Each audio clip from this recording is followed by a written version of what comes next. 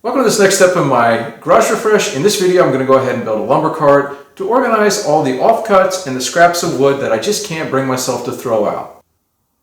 I'm going to build this in a couple different steps. The first step is going to be just to cut the pieces for the frame of the lumber cart. This is what will hold the sheets of plywood, and I'll have a couple of different areas to store offcuts on the other side. So I made the uprights 47.5 inches long so that I can get two uprights out of each 8-foot 2x4.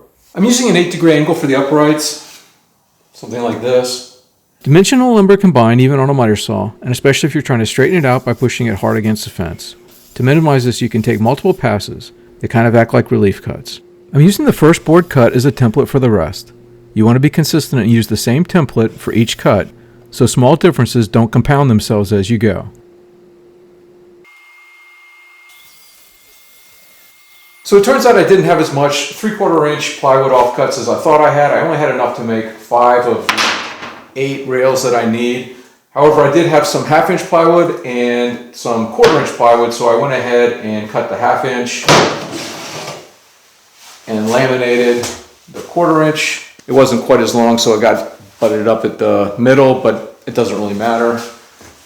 And these are very close to the same thickness, so I think that'll be fine. I didn't really have any other choice. I don't want to buy a 3/4 inch sheet of plywood just for a couple of rails. I want the rails to sit flush with the uprights, so after cutting the rails, I need to cut the rebates in the uprights. And for some reason, I thought it would be a good idea to use my router and a dado bit for the rebates. Realizing that I may not live to see this project completed, I switched to a 3/4 inch dado stack in my table saw, used my thin rip guide, a couple of stops in my Jessem miter gauge, and made quick work of the rebates.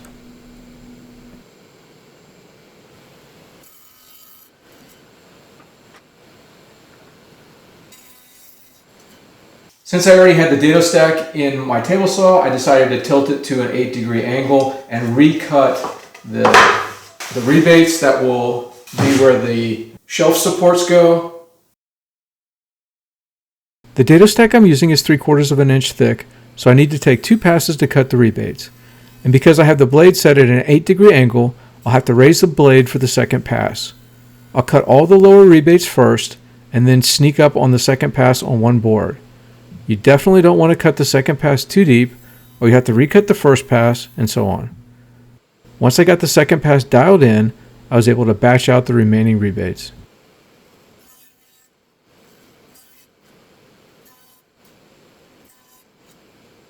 So now that I've finished cutting all the parts for the uprights, I'm going to go ahead and glue and screw them together. I'm using some 2.5 inch exterior grade wood screws. To make sure I get the angles aligned, I'm using a couple of plywood scraps. This is just 1/2 inch plywood, and these are also the pieces that I use to make sure that I can get back to the 8-degree angle on the miter saw if I forget and change it. For the bottom, I didn't have a long enough scrap piece of plywood, so I went ahead and just glued 2 scraps together, and each one of these is at the 8-degree angle, and this is just scrap piece of 2x4 holding it.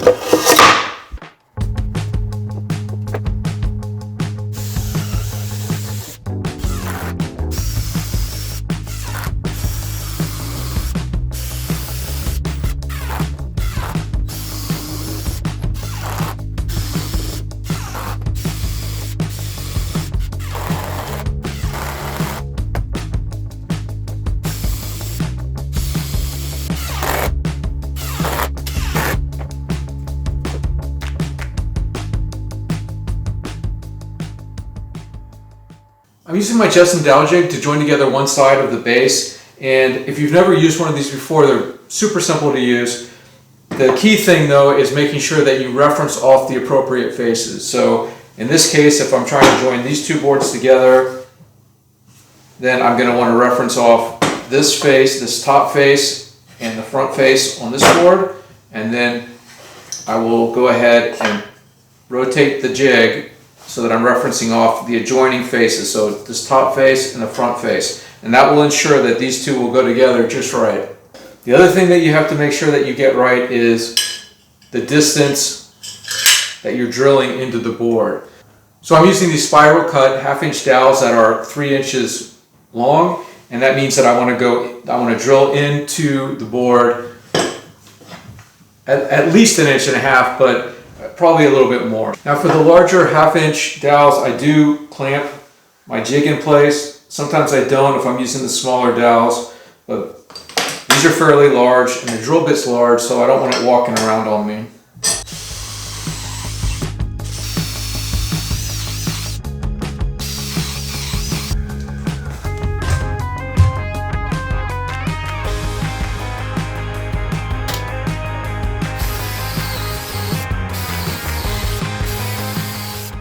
I'm screwing in the perpendicular rail first before drilling the dowel holes in the middle braces. This will make it easier to align the dowel jig and ensure the cross braces are perpendicular to both rails. Once the cross braces are aligned, I can transfer the center point reference for the dowel jig to the rail.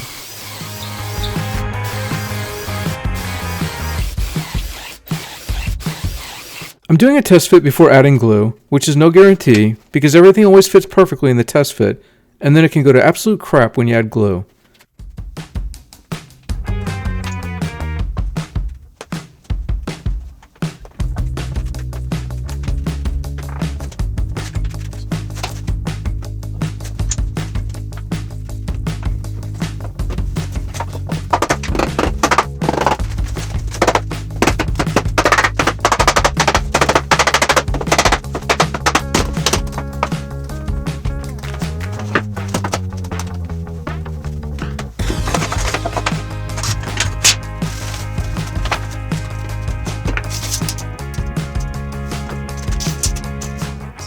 I'm cutting some rectangles from a scrap piece of 3/4 inch plywood for each of the corners. In addition to providing a flat surface to screw in the casters, they also distribute the load from the base and reinforce each of the corners.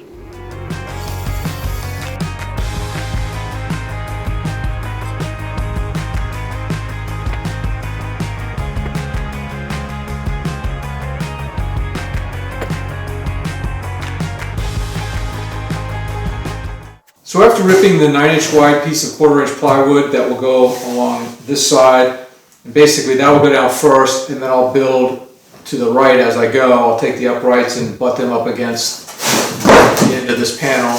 I decided to put some blocking in. I started with where the 3/4 inch piece of plywood is for the casters to screw into. So I just glued a couple of pieces of wood there, and then I pocket holed and glued some scrap 2x4 material along here, just for something to screw this panel into. I'm using 1 1/4 inch external wood screws to fasten the 1/4 inch plywood to the frame.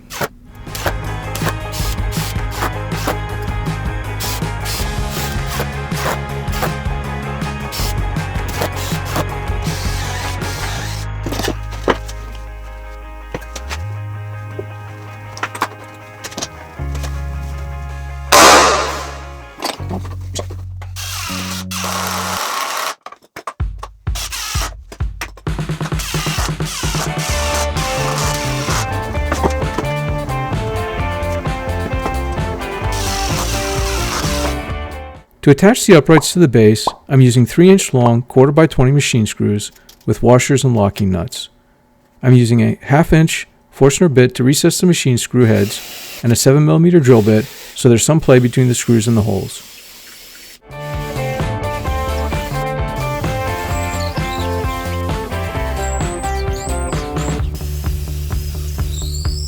I'm using pocket holes to attach 2x4 support rails for the 1/4 inch plywood runner and then attaching the runner with 1 1/4 inch wood screws.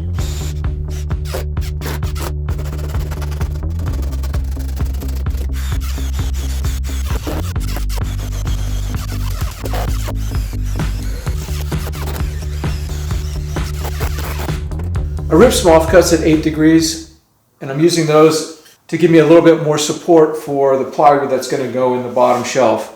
Originally I wasn't going to have plywood here because these are bigger pieces of wood, but I figured if something fell down in between that would kind of suck.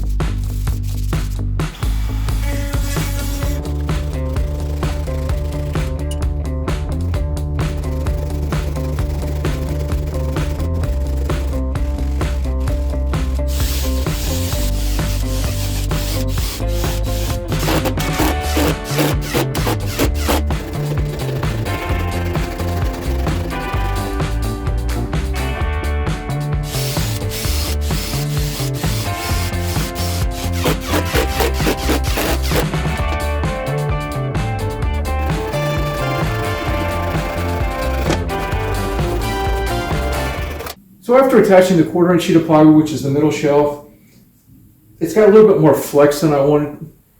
It's an 18-inch span, and it would probably be okay, but the other issue is if you're pushing things into the shelf, smaller pieces can fall out. I went ahead and just took a piece of 2x4 and ripped it at 8 degrees. And I'm going to use this here, and then the offcut goes on the back and supports the piece of plywood. I've already made these for the other side. They look like this. I wish I had have done these instead of cutting all of the rails and the dados for the rails, because I think that would have been a lot easier to do. If I had just done these in 18-inch segments and then put in dowels for these, I think it would have been a lot easier. It would have done the same thing that these rails do, and with the added benefit of supporting the 1/4" sheet and preventing things from sliding out from the shelf. Lessons were learned. To attach these, I'm using number 6 by inch long wood screws.